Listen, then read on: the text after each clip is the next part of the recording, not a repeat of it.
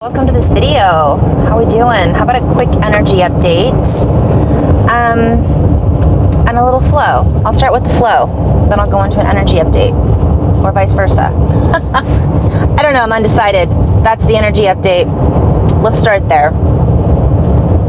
If you haven't seen these videos, welcome back if you have. My intention is unity and oneness in the highest levels of love light. This light isn't, speaking of light, conducive for a video, but I don't care. We're gonna roll with it anyways because that's what I have the time for. I haven't been doing as many videos. My phone is always full because I'm busy doing videos.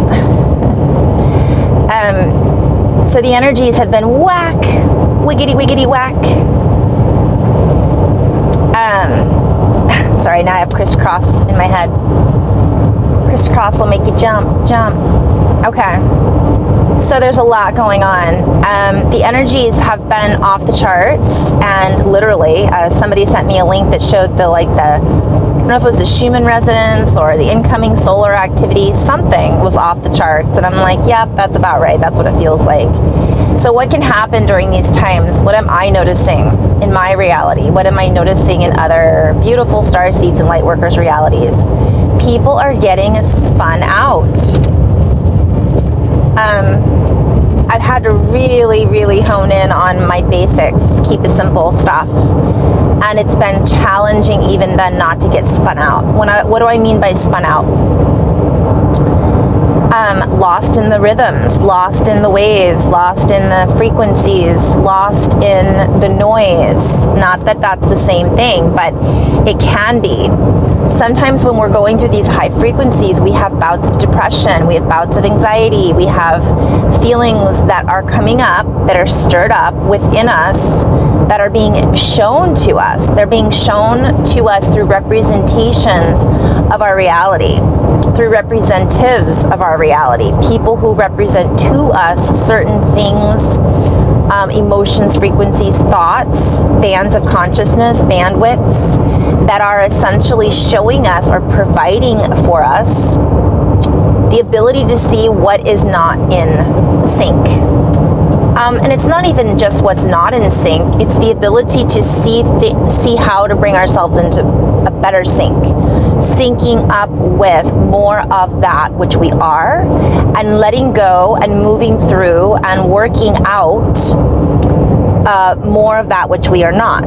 What does that mean?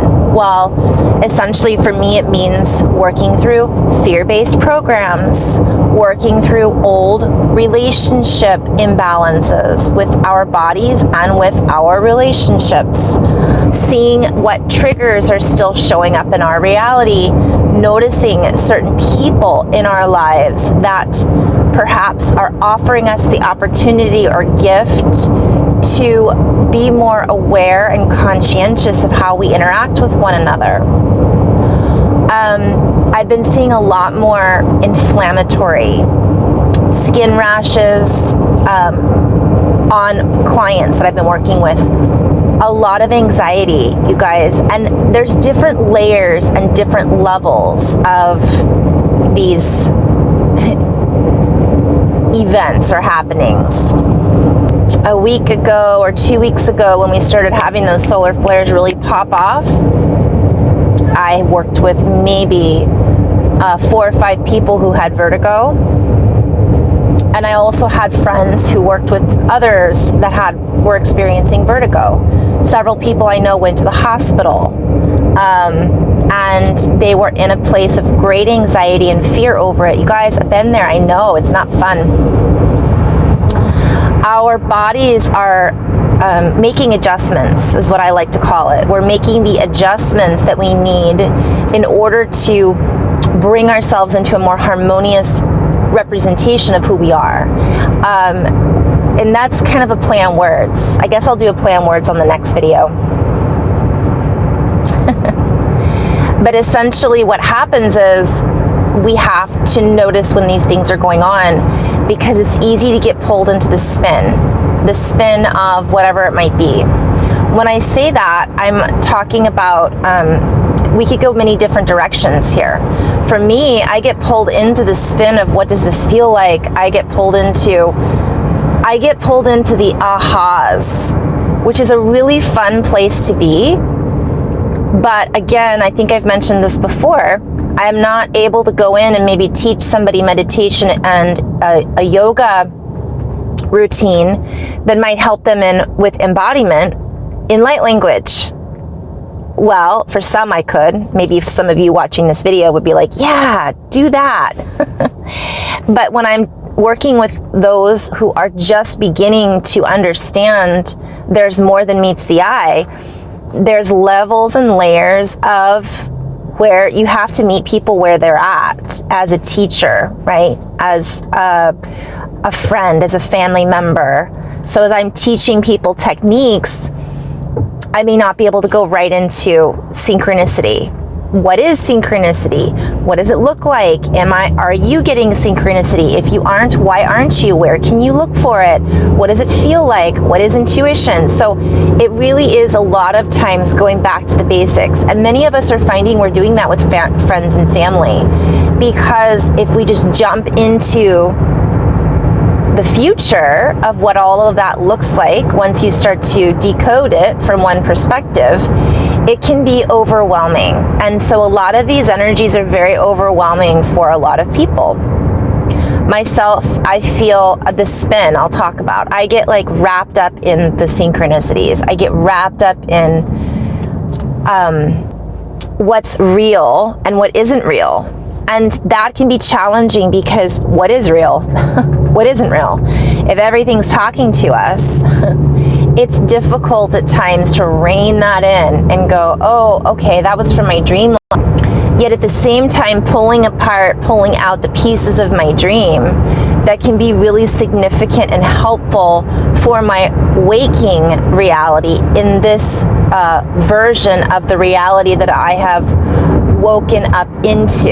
Does that make sense? So it's clearing out the actual, even though we're bridging realities, we're walking between worlds is what I'm trying to say. We have to recognize, well, where am I? What reality am I in right now? And how can I find balance and alignment with both? And did I get sucked into this other realm because I wasn't balancing out both? And not getting in judgment or anger or frustration if I did get sucked into that reality. Let's call it 3D, right? If we want to label it as such. Because this lower realm, if we want to call it that, and it's not worse than from another perspective, because there's so many juicy tidbits. I feel like 4D is more of a reality that most of us are configured in right now. But having said that, there's so much that we can glean from in this reality that sometimes get overlooked or disregarded, is what I'm hearing, or seen as not worthy of our attention.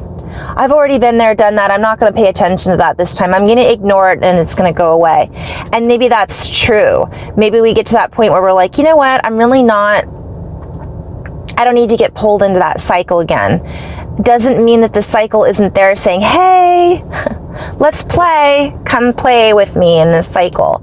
And we might go, you know what? I think I'm done in that cycle. And just by acknowledging that's what's happening, that can put us back into alignment with not getting sucked into that particular program, right?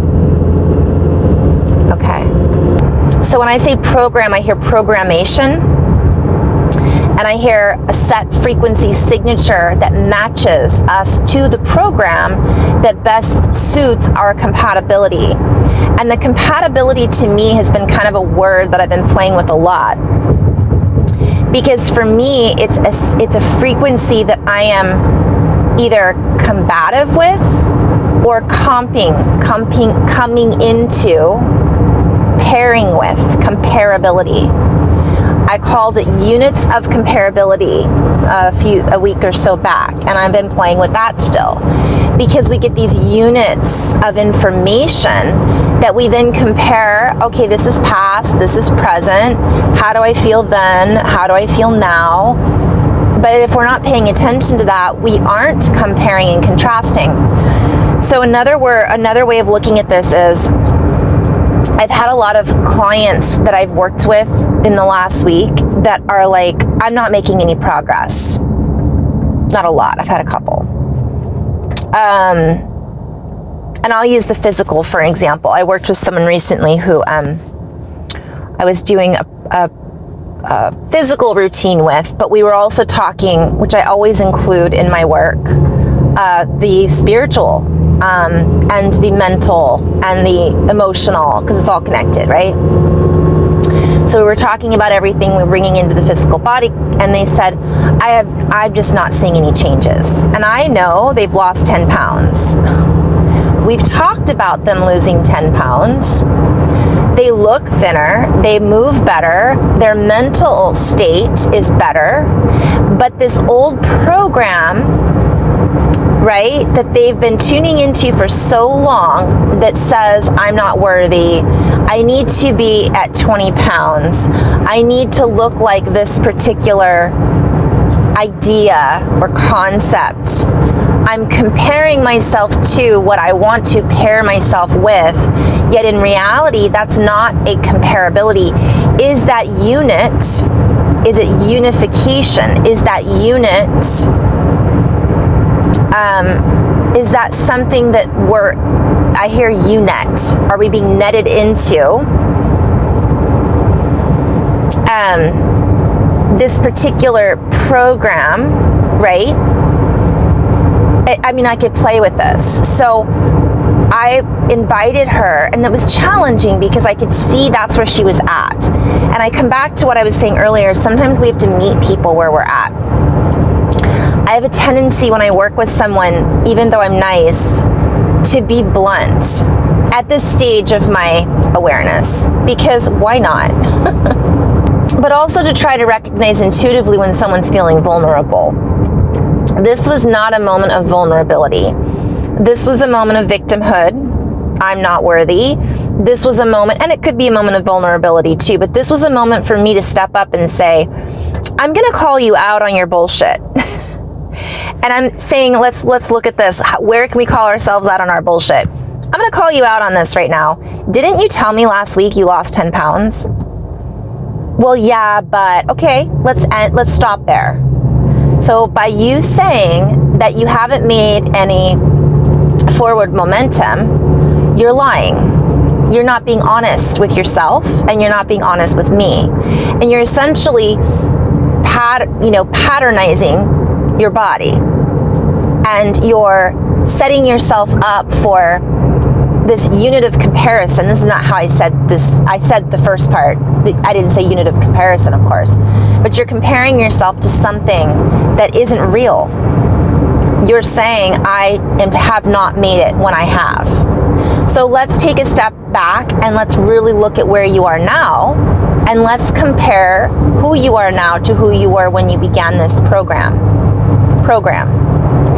And if you're not where you think you should be, let's stop and acknowledge where you are. And let's ask ourselves, why do you think you need to be there? And really compare and contrast. And sometimes just by us acknowledging that, we start to recognize that some of the goals or the achievements that we thought we needed to get to were really not that important. Or I hear people saying, well, that's not something I'll ever achieve. Maybe, but maybe it's not necessary to achieve this idea of what you need to be at this stage in your awareness. Because sometimes we put these expectations on ourselves of timing, when in reality, that's not what it's about. Are you guys following what I'm putting down? So this is what I've been seeing in sessions. This particular individual, thank you for letting me share your story if you ever watched this video. She's a beautiful intuitive, but she's beginning to become aware of some of the synchronicities that are lining up in her life, yet she's used intuition her entire life for the job that she does. All I do is point out the little stuff that is magical in the mundane and the synchronicities, and her favorite line is, that's weird. And my comment is always like, or is it? People will say to me, that's so weird. And I'm like, yes, or is it? Is it weird, or is that normal?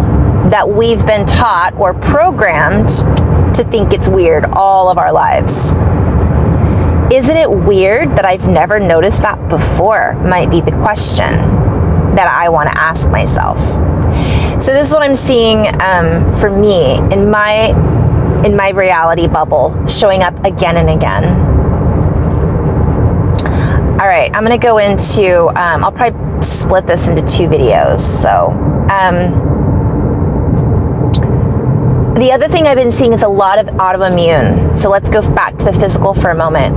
I've been seeing a lot of autoimmune things that are flaring up. Now, I could go into so many different bubbles or subsets of reality as to why is this happening. And I'm not going to go there. And the reason I'm not going to go there is because everything is connected. So I have one version of some of the individuals I've worked with that believe that their autoimmune system is firing up because of something they may have put into their body several months back, or a year ago, maybe back in 2020, maybe in 2021. The reason they have told me this is because they didn't have it before. Now they have it, and they know that that's the only thing that they've changed. And I do feel strongly that in some cases this is true. Other people are fine. No responses, doing just great, plugging along. Others are feeling heightened anxiety because of what is being projected in our reality. And therefore, this autoimmune disease, we'll call it, dis-ease in the body, unease, dis-against, right? What is disassociation? Dis-ease, right? Distress. Thinking about all of these words. For me, I think of like, oh man, you just got dissed. That's an old term. But what is that? It's ignored. It's like put down, right? So I look at that, it's like, well, what have we been ignoring? What's been there maybe the whole time? Where's that light? Sorry about the light, guys. But what is it that's now like showing up for us? We can't ignore it anymore. It could be a lot of different things. And so unfortunately, some of these beautiful individuals now have this as a permanent fixture in their reality. And they're now having to change their lifestyle accordingly. And what is this doing for them? Well, it's causing more dis-ease, discomfort. It's causing people to feel not only the anxiety about what's going on in the world that's maybe triggered and activated this disease, in addition to whatever they've put into their bodies that's now taking over from one. And what I hear is basically toxicity. Because anything we have too much in our system of, our body is going to react and respond to it, right? And not necessarily in a positive way. For example, if you have too much chocolate, coconut, and nuts, I don't know what kind, it can exasperate or bring on the herpes virus. And many people already have that in their body. I'm using that as a very common example. Now, if in addition to that, you have all these other substances in your body that your body is working on integrating, fighting, so on and so forth, there might be flare up after flare up after flare up because the body can't find its equilibrium. It's unable to fine tune and harmonize with itself, right? And so I'm seeing that a lot in it. So we can look at everything as connected. I am trying to stay in a place of neutrality and not just blame one thing for what's happening in a collective experience in our bodies, because it's different for everyone, every person. Even though I had, I know of 10 people who experienced vertigo all at the same time. Well, yeah, that's a collective experience that many people are responding to similarly, right, to a certain event. So it would be natural, right? Okay, I'm gonna pause. Okay, now I've gotta. So it would be natural that our bodies would respond to some of these things, some of these factors, these unnatural factors, in its own way. So many people are in a space where they're having to figure out what they need to change in their lives in order to balance out. And the word that I'm hearing is autoimmune. A lot of people have been on auto drive. They've been automatically doing this, automatically taking this, automatically following this protocol, automatically tuning into this show, automatically, and it's been this thing, but now the body's like, wake up. There's something else going on. And unfortunately, some people are stuck with this maybe permanently. Others are, I feel strongly, able to find balance and bring it into harmony. So for example, the herpes virus, yes, it's always inside, or cancer, for some people it's there, but it's not going to come to the surface unless something brings it up. So it's not ignoring it and being on autopilot and saying, I'm always going to eat this because this is what I'm used to eating. Saying, well, okay, the body obviously doesn't like this anymore, or for right now. So temporarily, I'm going to change my tune and tune into what it is that my body does need in order to change the frequency that we are currently the currency, living within. And I can't, there's so many people I've talked to that are just like so freaked out about what's going on the news, yet they won't turn it off. And what I continuously say is, why not? I'm not saying you have to turn it off forever, but why do you have to watch it every night? You're sick. I say that with love, but what does sick mean? Sick means you're unwell. It's not balanced. So why would you tune into something when you need to heal that is causing further separation from where you need to be? Does that make sense? So that's kind of what I've been seeing with a lot of people, you guys. This isn't something that I just see here and there. This is like a lot of people. And I'm sharing this with you guys because maybe, so how do we do that? I'm going to come back around what I said in the beginning. How do we meet that person where they're at?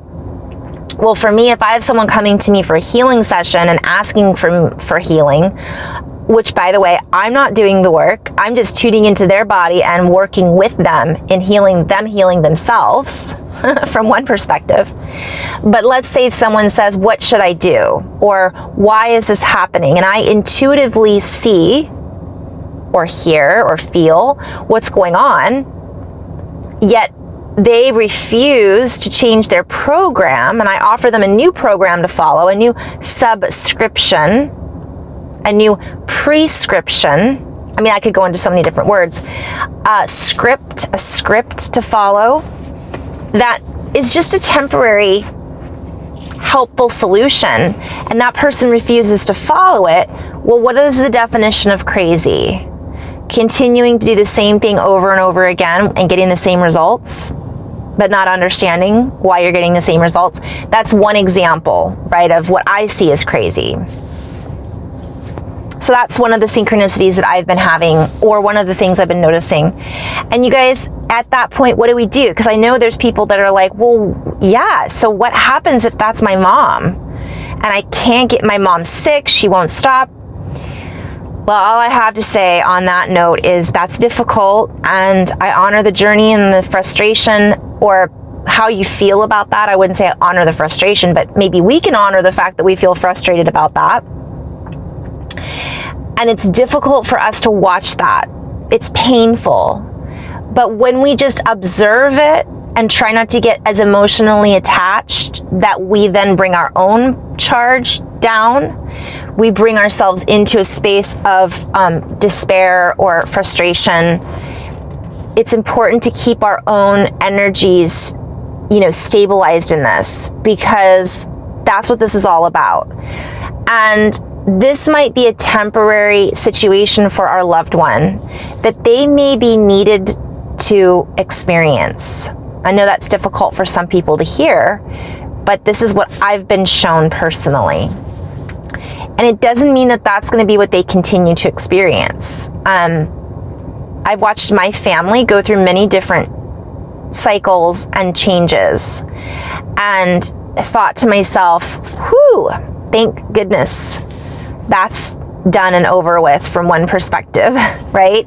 Now we're on to the next adventure. It's also important for me to recognize it's not my responsibility to fix them or to tell them how I think, feel, see, or understand that they should fix their problem, because it may be that that's what they've chosen to live, whether it's unconscious or not.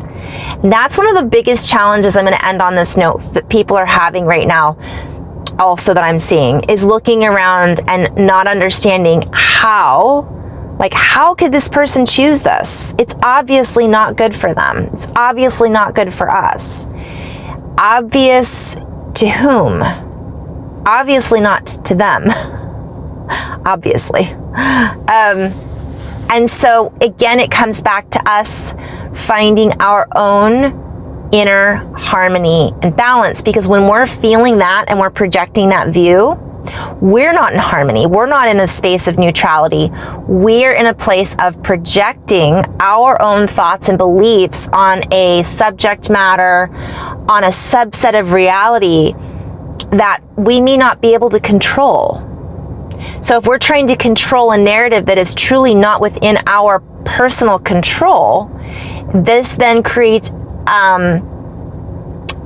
so many words just came in: animosity, disappointed, separation, bypassing, anger. I could go on. And all of these things come up, and we may not be able to personally change the bigger picture as to what we're seeing projected at us in our reality, but it all comes back. The song that's been playing over in my head is The Cars, Lights Are Low, moving in stereo. It all comes back to our own resonance, our own sound. What are we verbalizing? How are we verbalizing it? What is it we're vocalizing? What is it that we are birthing into our reality through our words? And so it brings us back into the same thing that I talk about a lot, our own responsibility, which is to own our response, which is to own how we respond. We do not need to own what other people's ideas and realities are. Once we take that on as our own ownership, it then steers our ship in that direction. So are we being pulled into that spin, which brings me back to the beginning of this video. What spin are we being pulled into? Is it our own within, or is it the outer tornado that is really just losing its cohesiveness and looking to pull us in through these? I'm hearing halos, and I'm hearing halo. I'm seeing a whip, like the whip response, like ow, pay attention to me. Focus on me. Here's pain. Here's anger. Why aren't you looking at me?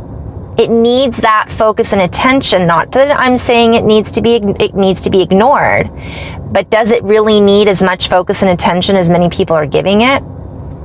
Or do we just need to be aware of how we need to make our fine-tune adjustments so that we don't continue to procreate and propagate more of that program?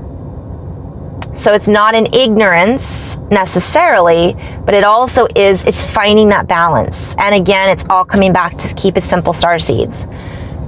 Do our meditation, do our grounding, do our breath work, be in our hearts, find a place of non-judgment, find the ability to recognize when we're not in any of those things. And it's okay, because we're human. We're many different colors of the rainbow. We are a hue man in formation, and what we choose to do with the information that's all around us is then forming and perpetuating our cycles, programs, and our reality.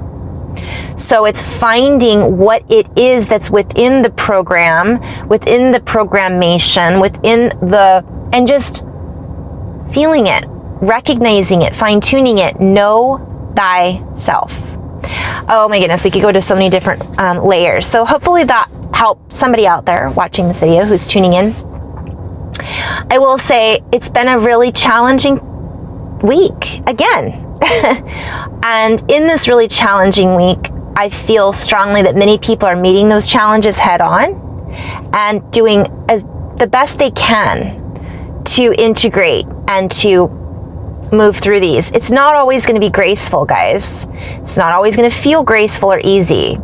And part of us is finding the grace, the graciousness with ourselves and honoring where we are at and recognizing that our fellow rainbows, humans, are not necessarily at where we are at. And so it's leading by example, speaking with compassion, having patience. And while it's important for us to voice our higher expression and knowingness, it's again meeting people where they are at because they may not understand the light language that's flowing through, or the there's another word that was coming through. I just kind of went squirrel. I kind of lost it, but yeah. So I'm going to end on that note, guys. Have fun co-creating. Namaste. To be continued.